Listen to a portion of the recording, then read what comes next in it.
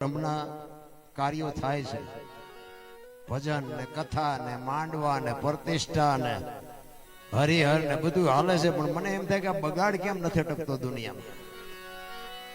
આટલું બધું ધર્મ થાય ને આટલા બધા માણસ પૈસા વાપરે, આ કે માંડવા ખોટા તો નથી જ તે, સત્ય હોવા છતાંય મને એમ થાય કે બગાડ કેમ નથી અટકતો? કઈક વિચારવા જેવું તો છે. નકરા પૈસા નાખ્યા કે નકરા માથા હલાવ્યા કઈ વળે એવું નથી. કઈક ઊંડું ઉતરવાની જરૂર છે. આ કોઈ ખોટા રૂપિયા આપે બાબુ ને મને એમ થાય જીવે એવું આવ્યું હતું. જો જીવતા આવડે આવડા પંખા તો સ્વર્ગમાં નહીં હોય. જોકે સ્વર્ગ તો આ રહ્યું જ છે, ઘણા કે છે ઉપર છે, ઉપર કઈ છે નહીં, વેમમાં ન રહેતા કઈ. કારણ કે નથી કહેતા કે સ્વર્ગમાં કે ઇન્દ્ર ભગવાન સોનાના સિંહાસન ઉપર બેઠા છે ને ઇન્દ્ર ની અપસરાયું નાચે છે ને ફુવારા છે, અહીંયા કોક જી આવ્યું હોય કોને મારે પગ ઝાલવા કઈ છે જ નહીં. આ અંદર બેઠા છો ને સ્વર્ગમાં બેઠા છો, જો દેખાય તો ન દેખાય. મને અમે બહાર મને આવ્યા ને તે કહેતા હતા, એક ભાઈ કહેતા હતા એ કે અમારે અહીં થાંભલો છે ને, આ 3 દિવસથી કથાનું આયોજન ચાલુ છે, એ કે 3 દિવસથી આ થાંભલા ઉપર કાળી ચકલી આવે છે. બાપુ તમારા હાથી બીજું પ્રમાણ શું જોવે છે?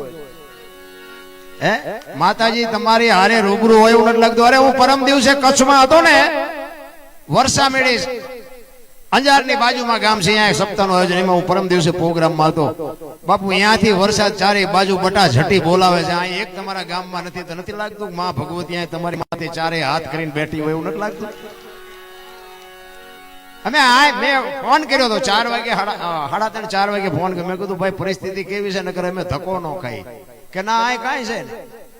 તો મને એમ થતું હતું કે આખી દુનિયામાં છે ને આ નહીં હોય, અમે ગોળા જ મારે ને અહીં આવ્યો ને તો મારે કાન પકડવો પડ્યો કે વાહ જોગમાયા, વાહ જોગમાયા. હજી જો આપણી આંખ ન ઉઘડે તો આંટો થયો એવું નથી લાગતું? અરે શું બીજું પ્રમાણ જોવે છે ભલામણ? માં ભગવતી તો હાજરો હાજર છે. માં બાપુ શું આપણે વાતો કરીએ ભલામણ? દુનિયામાં જાનવર પૂજાઈ ગયા, આપણે માણસ છે. આપણું પાડોશી સારું નથી બોલતા, બોલો. નકર રાણા પ્રતાપનો ઘોડો પૂજાય છે, કચ્છમાં દાદા મેકરણનો કૂતરોનો ગધાડો પૂજાય છે, સત્તાધારમાં પાડો પૂજાય છે, ચમરાળામાં ભેંસ પૂજાય છે. આપણું ચાય નામ જ નથી. પાડા કરતા બે જ નથી. અરે હું મારો પરિચય તમને આપું. ખટારાનો ડ્રાઈવર છું. ખટારાનો ડ્રાઈવર એક તમને એક પ્રસ્તાવી વાત. ખટારાનો ડ્રાઈવર એટલે છેલ્લામાં છેલ્લી કોમ કહેવાય, 19મી કોમ કહેવાય. બધાને ખબર છે. ખટારાનો ડ્રાઈવર નો કોઈ પાણી પાય. આ સુધી હું પહોંચ્યો છું તો બાપુ આમાં તમને નક્કી થાય છે કે આ પ્રતાપ કયો એમ. બાકી સિદ્ધાંત હોવો જોઈએ જીવનનો. હિન્દુસ્તાનના 4 શેડા ફરી આવ્યો છું, કોઈ રાજ્ય આપણું જોયા વગરનું બાકી નથી. પણ કોઈ એમ કે દરબારે દારૂ પીતો તો પરમાટી ખાધી, તેથી 5 લાખની શરત મારીને આવજો. સાક્ષીએ કહું છું વ્યાસપીઠની. મારું કોડ કેવું, મારું ખાનદાન કેવું, મારા મા બાપ કોણ, આનો પાવર ન હોય તો મરી જવાય. જીવવું કેમ એ તમને આવડવું જોવે. આ સપ્તાહ બેહાડો તમે, રામકથા હોય, ભાગવત કથા હોય, આ બેહાડવાથી મતલબ શું? એક રામકથા તમે બેહાડી હોય, હવે રામકથા તમે સાંભળો તો રામકથામાં વાત તો એક ની એક જ હોય ને. અયોધ્યાના રાજા દશરથ ને 4 દીકરા, રામ વનમાં ગયા, સીતાજી ને રાવણ લઈ ગયો, હનુમાનજી અહીંયા ગયા, રામે રાવણ ને માર્યો ને અવતાર્યા. વાત તો આવડી આજ તે ને. તો શું સાંભળીને શું કામ છે? પણ એવી રામકથા બેહાડ્યા પછી ભાઈ ભાઈના જો દુમેળ નો મટે, હાઉ ના દુમેળ નો મટે, બાપ દીકરાના જે તિરાડ હોય ઈ નો મટે, તો બાપુ કથા બેહાડવાનો કોઈ મતલબ નથી, કોઈ ફાયદો નથી.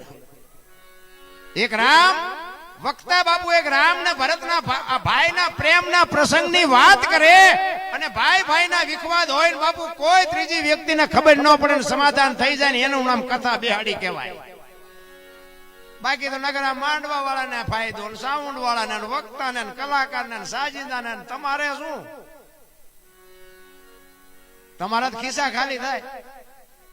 કથા બાપુ જીવનમાં ન ઉતરે તો હું તો એમ કહું છું કોઈ ખોટા ખર્ચા કરશો નહીં બાપુ. આ બધું છે ને રામને બધાને ખબર છે, કૃષ્ણની ખબર છે.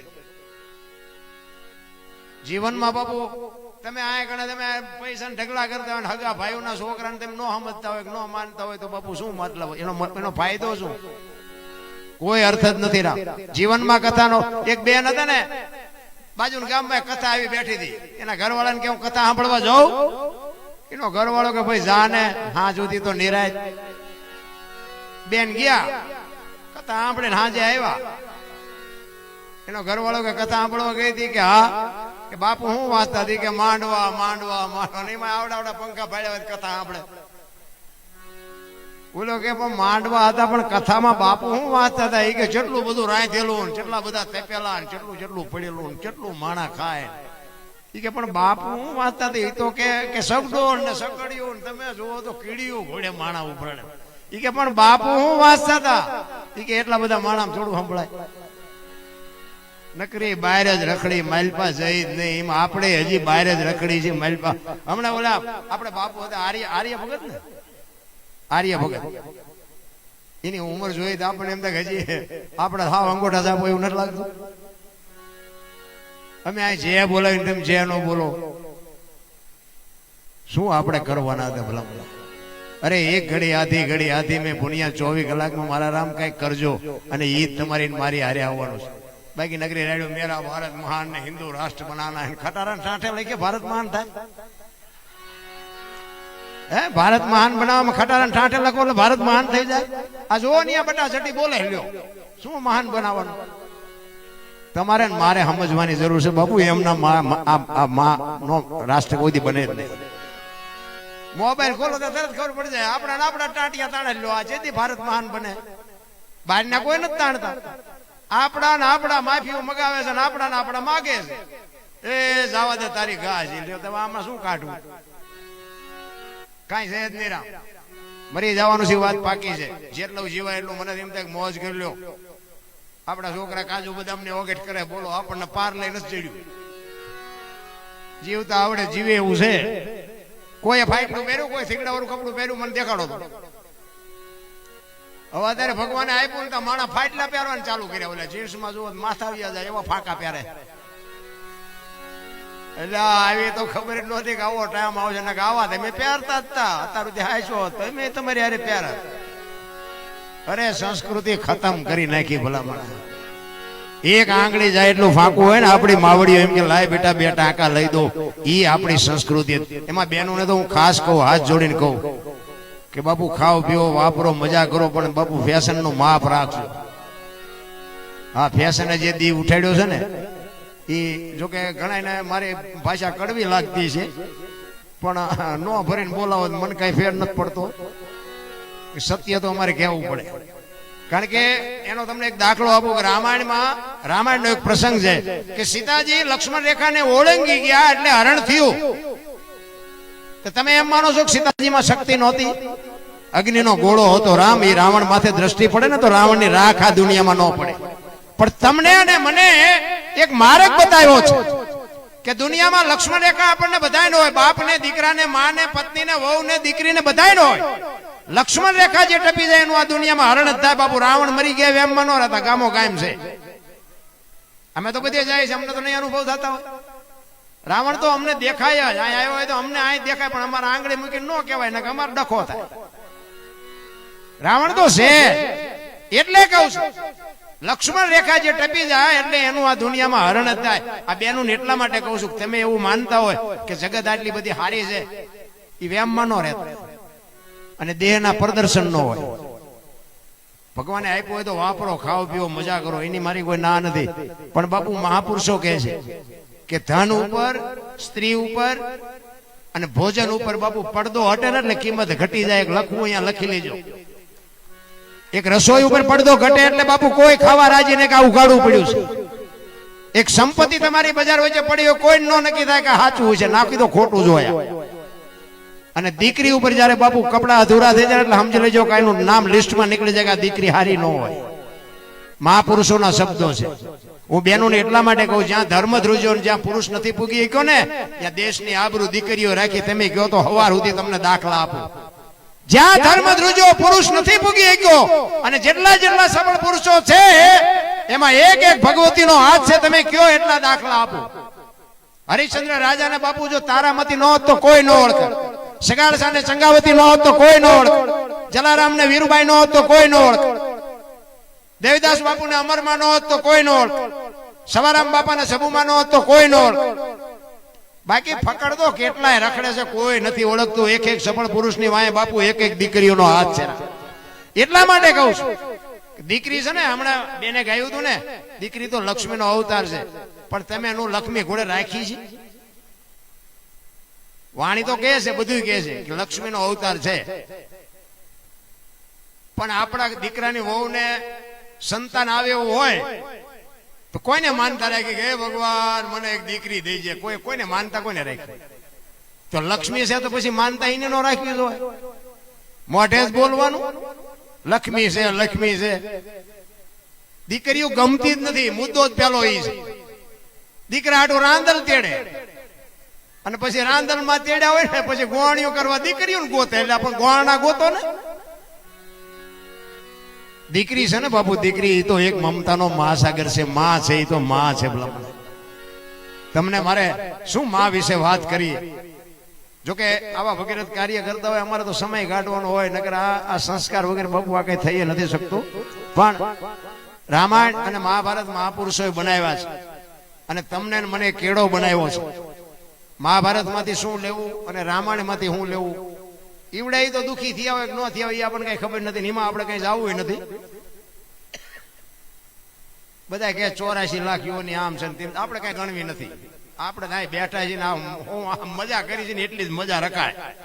કાલ હું થવાનું ભાવ બહુ ની કઈ ખોડવી જ નહીં. હું તો ના પડું, હળવા ફૂલ થઈ જાવ, કઈ છે જ નહીં. ઓલા ભાવમાં આમ ને ઓલા કાલ ની ખબર નથી ને ભાવ ની શું ખોડવ્યા મળ્યો એ ભાવ સુધારી લો ને પ્રમાણે. આ ભાવમાં શું ઘટે? આ કરમ ની બધા વાતો કરે, કરમમાં આમ કરમમાં ભક્તિ કરે એવડે દુખી છે, લ્યો બૂસ મારે સુખી છે. શું આપણે કરમ ની, કોને શું કરમ ની વાત કરી? કાંઈ વિચારવાની જરૂર નથી. એને બધો હિસાબ રાખવાનો, આપણે કોઈ હિસાબ રાખવાનો નથી. પણ કહેવાનો મારો અર્થ એ છે કે રામાયણ અને મહાભારત બે મહાપુરુષોએ બનાવ્યા છે. રામાયણ એમ કે છે જેને જોઈને લઈ જાઓ, મહાભારત એમ કે છે હોના નાકાની અણી જેટલું દેવું નથી. આપણે બધા મહાભારત ભણતા હોય એવું નથી લાગતું. રામચંદ્ર પરમાત્મા 14 વર્ષ વનમાં ગયા ને, લક્ષ્મણને કીધું કે રાજનું ધ્યાન રાખજે, બાપાનું ધ્યાન રાખજે. લક્ષ્મણે કીધું તમે મારા બાપ છો, સીતા મારી માં છે. મારા મા બાપ વનમાં જતા હોય તો અયોધ્યા જેને જોઈને મુબારક. નોખી નોખી માયુના છોકરા, વિચાર કરજો. ને કે અયોધ્યાની ગાદી એટલે દશરથ તારો દરબાર, ઇન્દ્ર જેની આશા કરે એ ભાઈઓ વિનાનું ભેકાર, કડવું લાગે કાગડા, બાકસના ખોખા ઘોડે અયોધ્યાની ગાદી રખડી દીધી. અને મહાભારતમાં દુર્યોધન કે કાંઈ દેવું જ નથી. કૃષ્ણ ભગવાન કે બાસવું પડશે, કે બાસવું છે પણ દેવું નથી. એ બધા બાઈ જાય શું કાઢ્યું? બધાને ખબર છે ને કે બધા કે દ હાથીનું બળ હતું હોય કે હાથ ભૂજામ તો એમને વાપર્યું છે માં ભયું મારવામાં બીજું કઈ. હું તો ક્યારેક ક્યારેક વિચાર કર્યો કે ગાંડા બાવળિયા ઉંબળ્યા હોત તો આ બી વ્યુ જાત, ભયું માર્યા એના કરતા. એમાં કઈ વધ્યું નહીં. રામાયણમાં બાપુ કઈ ઘટ્યું નહીં. જો આ તમારી મારી સામે ગ્રંથો પડ્યા છે. અને મહાભારત વંચાય છે, રામાયણ વંચાય, ભાગવત વંચાય, દેવી ભાગવત વંચાય, શિવ પુરાણ વંચાય. ભાગવત ચાય વંચાતું નથી તોય ગામો ગામ ઘડો ઘર કરી ગયું. કેટલો એનો ખોટાનો પાવર કેટલો છે, ખોટું ચાલ્યું છે.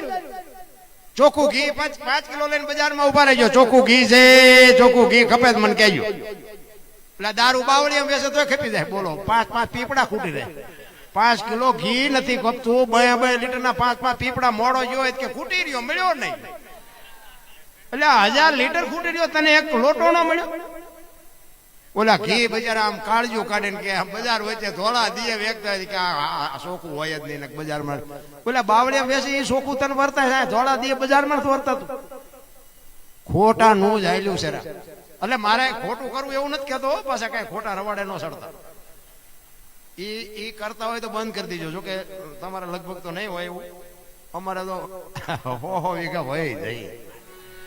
હા હું કહું છું એટલા માટે બાપુ, આમાં જેટલી બરબાદી છે ને, તમને વિશ્વાસ ન હોય તો મારી ગાડી ખાલી જ છે, હાલો મારી ભેગા બેસી જાઓ, સવારમાં હું તમને દેખાડું કેટલી બરબાદી છે. એટલા માટે કહું છું. બાકી તમે પીતા હોય અને તમે બંધ કરી દો, 5 રૂપિયા તમારા બચશે તો મારે અહીંયા તમે નાખવા નથી આવવાના. તમારું શરીર તંદુરસ્ત રહે ને તો કે મારે અહીંયા ઘરે તમે કામ કરવા નથી આવવાના. હું તો એક મારી અંતરની લાગણીને લઈને કહું છું. બાકી પીવો તમારા પૈસાનો, મારા પૈસાનો ક્યાં પીવો? પણ આ કરાય નહીં, કાંઈક બરબાદ થતા મેં જોયા છે. એટલા માટે કહું, મારી તો ભલામણ ગમે ત્યાં પ્રોગ્રામમાં જાઉં ને એક માં ને બાપને હાચવજો. મા બાપ જેવા બાપુ ભગવાન આ દુનિયામાં ક્યાંય છે નહીં. પછી નો હાચવતા હોય તમે જાણો ને, તમારા મા બાપ જાણે. પણ હું કહું છું કે મા બાપને જો ચૂક્યા ને, જિંદગીમાં કોઈ દી ક્યાંય ગાડી નહીં હાલે. એક વ્યસન થી આગારો, મા બાપને હાચવો અને કુટુંબ પરિવારમાં એકતા રાખો. આપણે કોઈને કહેતા નથી કે આવા માંડવા નાખીને કથાયું બનાવો, બસ બીજું કાંઈ કરવાની જરૂર નથી. આખી દુનિયા રખડી આવ્યો છે અને નકરા ઝઘડા સિવાય આપણે કઈ કર્યું નથી. આ તો ભક્તિ ભક્તિ ચમ લાગી જાય, મને નથી ખબર ને ચમ મારું હાલે છે મારો રામ જાણે. આપણને કાંઈ આ અત્યારે આવડો લાઈવ છે ને, અત્યારે મારે અહીંયા જે ધોકા ખાધેલા છે ને એવડે અત્યારે મને રિયા ગાળ્યું દેતા છે, મોબાઈલમાં જોતા છે ને અહીંયા હળગતા છે. આમ જોયે પછી આ બોર્ડ હોય ને એ જોયા ક્યાં ગામમાં બેઠો છે, ક્યાં કોણ કોણ કલાકાર છે. મારો દીકરો આમ તો જો કેટલા જણા ભેગા કરીને બેઠો, લાઈવ તો બધે દેખાય. પણ કહેવાનો મારો અર્થ એ છે કે એક સમય આવે ને જો વળાંક મારતા ન આવડે ને એને માણા ન કહેવાય, સમય આવે ને વળી જવાય. એમ મારા જેસલ કરતા મારો ઇતિહાસ ખરાબ છે, આ તમારી સામે કહું છું. મારવામાં ઝઘડવામાં કઈ બાકી જ નથી રાખ્યું. અને નકરા માર્યા છે એવું નથી, આપણે મારે ધરીને ખાતો છે. નકરા માર્યા છે અહીંયા કોકને માર્યું થોડા અમને મૂકે, મારે ખાતો છે. પણ કહેવાનો મતલબ કે આપણે સલામ મારી જ નથી કોઈ. જીવનમાં કોકના પૈસા કોક નો કાઢતો હોય મારી પાસે આવે, બોલો પૈસા નથી કાઢી દેતો. હું એમ કહું મને કેટલા દેવાના, લ્યો આવા કંત્રાટ રાખતો હતો. આપણે બીજું કઈ કર્યું જ નથી. મારે આ મંદિરે નહીં, સાધુ પાસે નહીં, કોઈને 5,000 રૂપિયા દેવાના નહીં, કોઈને પૈકી લાગવાનું નહીં. એટલે બધા કે તને કેમ બધા સાંભળે છે? ઈ મારો ઠાકર બાપુ કઈક જોયું હશે, મારા મા બાપ ના કઈક આશીર્વાદ હશે, મારા ગુરુ ની કઈક કૃપા હશે. ભાઈ કેમ આવ્યું એ મને હજી ખબર નથી. તમારા ગામમાં પહેલી વાર આવ્યો, હું બોલું છું તમે સાંભળો છો, મેં તમને પૈસા આપ્યા. મને તો ઈ નક્કી નથી થતું કે મને આટલું બધું કેવી રીતે આવ્યું. આ બધાને મારા ફોન થી કોન્ટેક્ટ, જોકે મને હમણાં મેં આવ્યા નથી, કે આવડો નાનો એવો દીકરો મને કહેતો હતો, મને કે તમે અહીંયા છાપરા કે તમે આવ્યા હતા ને ચાપલમાં, બાપુ આવડા છોકરા બાપુ ભજનના પાવરથી મને ઓળખી જાય. તે મને એમ થાય વાહ ભગવતી, વાહ જોગમાયા. અને આયા બાપુ ચારે બાજુ કોઈ લગભગ ગામ એવું નહીં હોય કે મેં આટલામાં પ્રોગ્રામ નથી કર્યા. ઈટાળા અમે ગયા હતા, ઈટાળા અમે હતા, પછી નિકાવા હતો, પછી છાપરા હતો, પછી ગુંદાસરા હતો. બધા ચારે બાજુ બધા બોલાવે, પૈસા આપે. કહેવાનો મારો અર્થ કે સમય આવે ને વળી જવાય. જેમ જેસલ જાડેજો આ કાંઠે બારવટીઓ હામા કાંઠે સંથ્યો સતી તોરલ મળ્યા અને પછી તોરલ કહે છે કે જાડેજા મારા કપડા લઈને નદીએ ધોઈ આવો. અને તેદી માથે પોટલું લઈને બજારમાં નીકળ્યો ને, તેદી જાડેજા માથે જે દુનિયાએ વિતાડી છે ને જાડેજાનો આત્મો જાણે છે. અરે ભલા માણા તમે થોડાક પહેલા ભેગા થયા હોત તો ખબર પડે. એમ અત્યારે અમારી એ દિશા, અમને હામા નહોતા મળતા, એ અત્યારે અમારા ગાલમાં મોઢામાં આંગળા ભરાવે. હું કોકના કઠવી દેતો અત્યારે મારા પૂછ માર્યા. બોલો, આ દાંત નથી કઢાવતો, હકીકત ની વાત કરું છું. જો તમે કઠવી દેતા હોય તો હાલો હવે મારી હારે, હું તમને સરનામા ફોન નંબર બધું આપું.